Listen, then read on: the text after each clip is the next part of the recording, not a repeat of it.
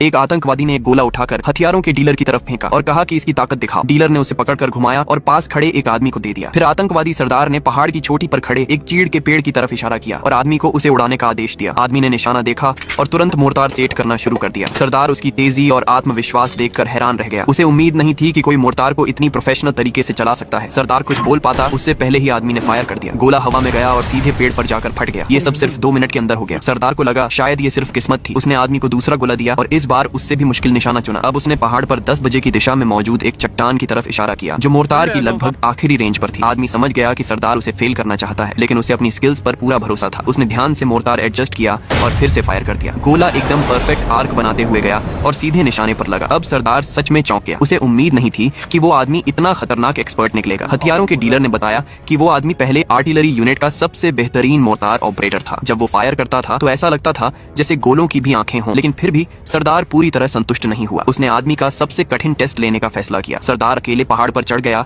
और एक चट्टान पर खड़ा हो गया। फिर उसने आदमी से कहा कि उसके पीछे बने गोल निशान के अंदर गोला दागो। उसने कहा कि अगर वो सफल हो गया तो वो उनके सारे हथियार खरीद लेगा। आदमी तुरंत मान गया। इतनी बड़ी डील का मतलब था बहुत बड़ा कमीशन, लेकिन सरदार के आदमी घबरा गए। निशाना इतना करीब था कि एक छोटी सी गलती भी उनके सरदार की जान ले सकती थी। उन्होंने तुरंत आदमी पर बंदूकें तान दी ताकि वो फायर न कर सके, लेकिन आदमी ने उन्हें नजरअंदाज किया और तेजी से मोर्टार एडजस्ट करता रहा। फिर उसने फायर कर दिया। गोला ठीक वहीं जाकर गिरा जहां सरदार खड़ा था और पूरा इलाका घने धुएं से भर गया। जब धुआं साफ हुआ तो सरदार बिल्कुल सुरक्षित खड़ा था। असल में आदमी ने असली विस्फोटक गोले की जगह स्मोक शेल इस्तेमाल किया था ताकि बिना किसी को नुकसान पहुंचाए अपनी स्किल साबित कर सके। सरदार इतना इंप्रेस हुआ कि वो तुरंत पहाड़ से नीचे भागा। उसने अमेरिकी डॉलर से भरा बैग निकाला और हथियारों के डीलर को देते हुए कहा कि वो उस आदमी को उसके साथ भेज दे, लेकिन डीलर ने मना कर दिया। तब सरदार ने पैसों का एक और बैग निकाल दिया, फिर भी डीलर नहीं माना। अब सरदार गुस्से में आ गया। उसने चेतावनी दी कि अगर आदमी उसे नहीं सौंपा गया तो उन्हें एक पैसा भी नहीं मिलेगा। उसके आदमियों ने तुरंत हथियारों के डीलर पर बंदूकें तान दी। डीलर समझ गया कि सरदार मजाक नहीं कर रहा। आखिरकार उसने पैसे लिए और उस आदमी को उनके हवाले कर